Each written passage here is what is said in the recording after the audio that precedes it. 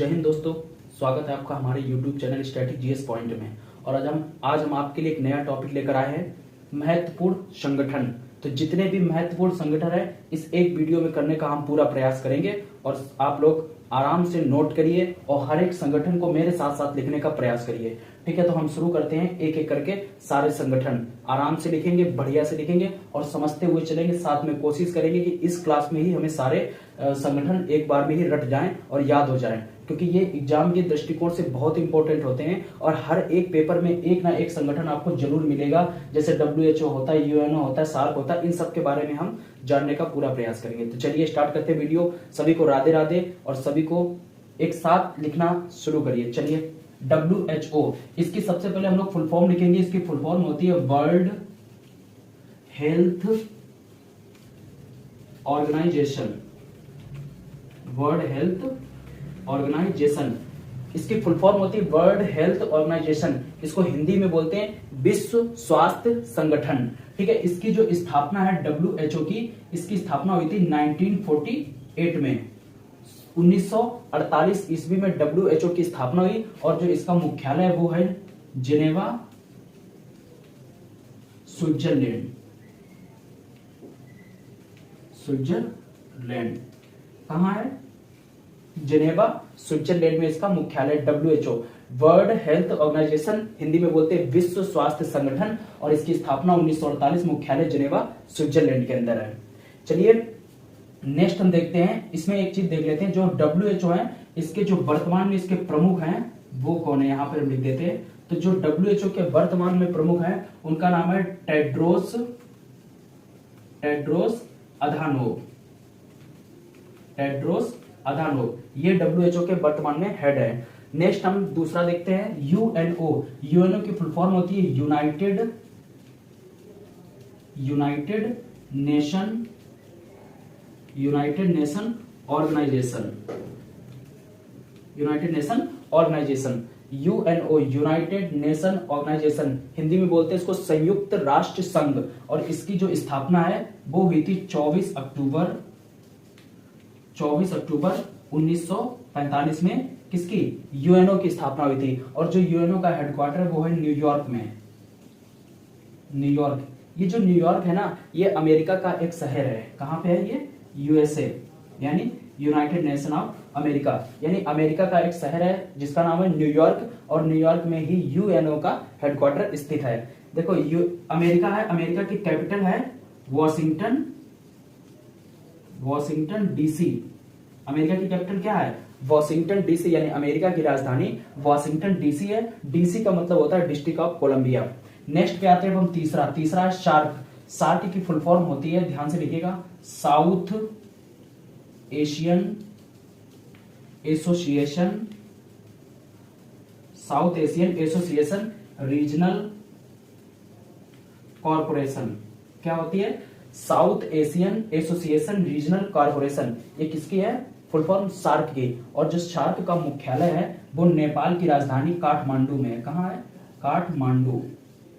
काठमांडू नेपाल में स्थित है। नेपाल की जो कैपिटल है काठमांडू, उस पे सार्क का मुख्यालय है। सार्क की जो स्थापना है वो हुई थी 1985 ईस्वी में।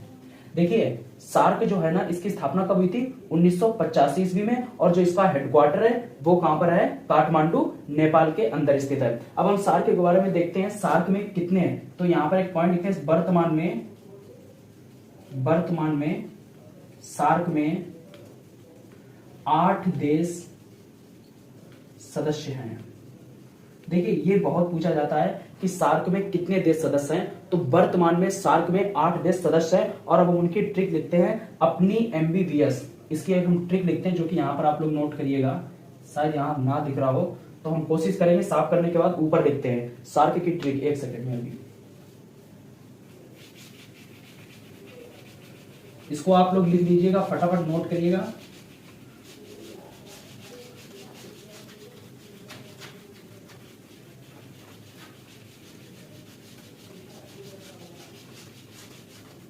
हम आपको कोशिश करेंगे कि सार्क देशों की जो ट्रिक है उसको एक बार में ही आप लोगों को याद करा दीजिए। ट्रिक के माध्यम से सार्क में कितने 8 देश हैं और वो कौन कौन से हैं। अक्सर पेपर में पूछा जाता है कि सार्क देशों में कौन कौन से देश ऐसे हैं जो सार्क देशों के सदस्य हैं। चलिए अब हम यहां से लिखना प्रारंभ करते हैं। शार्क, ट्रिक लिख लो अपनी, एक सेकंड,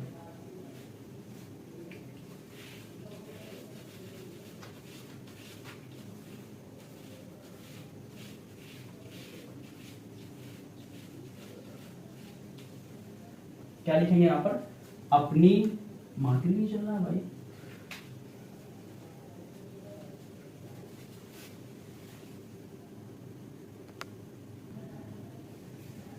चलिए हम लोग अब लिखते हैं इसकी सार्क देशों की ट्रिक लिखना है हमें, ठीक है। तो यहां पर लिखिए सार्क में कितने देश हैं, 8। सार्क में देश कितने, 8, उनकी ट्रिक लिखिए यहां पर। बहुत ही सिंपल ट्रिक है और एक बार में आपको सारे देश अभी याद हो जाएंगे, 8 के 8। देखिए कौन कौन सी होती है ट्रिक, है अपनी, MBBS, है ना, अपनी MBBS। क्या ट्रिक है, अपनी MBBS। देखिए अपनी में हम लोग लिखेंगे, अपनी से होगा अफगानिस्तान, क्या होगा, अफगानिस्तान। पी से हो जाएगा पाकिस्तान, ने से हो जाएगा नेपाल, और आई से हो जाएगा इंडिया, क्या होगा, इंडिया। एम से हो जाएगा मालदीव, मालदीव, है ना। बी से हो जाएगा बांग्लादेश, क्या हो जाएगा, बांग्लादेश। और इस बी से हो जाएगा भूटान, और इससे हो जाएगा श्रीलंका, क्या होगा, श्रीलंका। देखिए इसका क्या होता है, या मालदीव ऐसे भी लिख सकते हैं, DEE की कोई दिक्कत नहीं।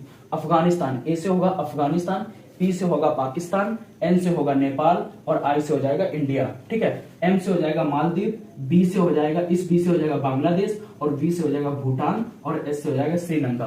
तो टोटल कितने देश हो गए, 8। ये कितनी सिंपल ट्रिक है, अपनी MBBS।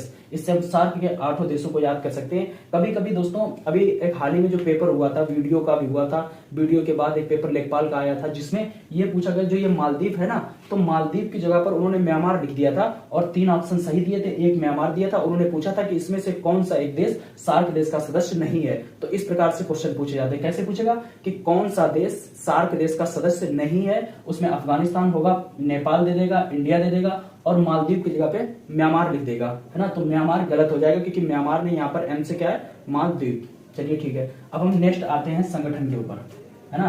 अगला हमारा संगठन, एक मिनट इसको हम साफ कर दें फिर लिखते हैं।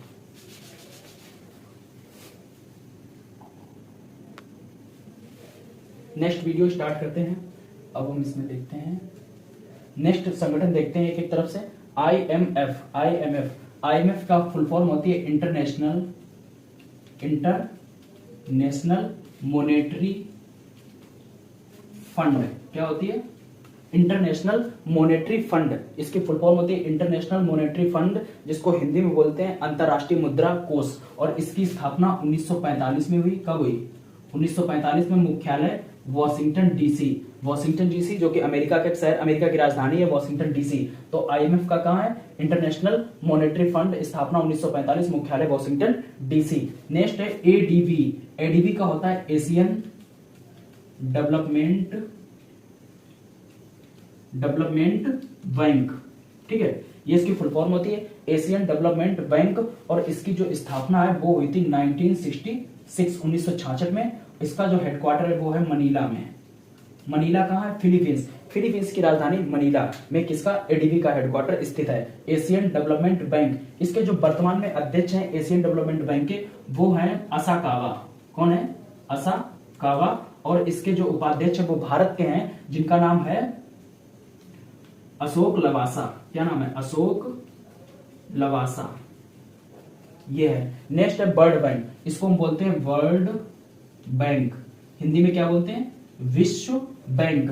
विश्व बैंक की स्थापना 1945 में, 1945 विश्व बैंक की स्थापना 1945 में। और मुख्यालय इसका भी कहां है, वॉशिंगटन डीसी।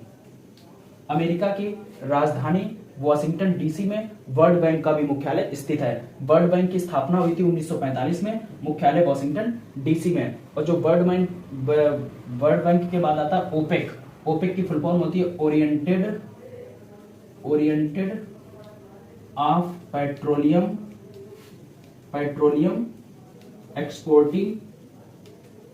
एक्सपोर्टिंग कंट्रीज, है ना। ये किसकी फुल फॉर्म है? ओपेक की। ओपेक की स्थापना हुई थी 1960 में। आप लोग एनटीपीसी जो उसका पेपर हुआ था, उसके आप जो एनटीपीसी जो प्री पेपर हुए थे, उसके आप 9 जनवरी की फर्स्ट शिफ्ट में आप देख सकते हैं ओपेक का हेडक्वार्टर पूछा गया था। तो ऐसे बड़े बड़े छोटे बड़े हर एक एग्जाम में कहीं ना कहीं जरूर प्रश्न पूछे जाते हैं। ओपेक 1960 में, और इसका जो हेडक्वार्टर है वो है वियना। वियना जो है वो ऑस्ट्रिया की राजधानी है। ऑस्ट्रिया की राजधानी क्या है? वियना। और ये वियना जो है डेन्यूब नदी के किनारे स्थित है, ठीक है। अमेरिका की राजधानी जो वॉशिंगटन है, ये पोटामैक नदी के किनारे स्थित है, ठीक है। और उसके बाद आते हैं आसियान। आसियान की फुल फॉर्म होती है association of South East Asian and nation. क्या होती है? Association of South East Asian nation, ASEAN. और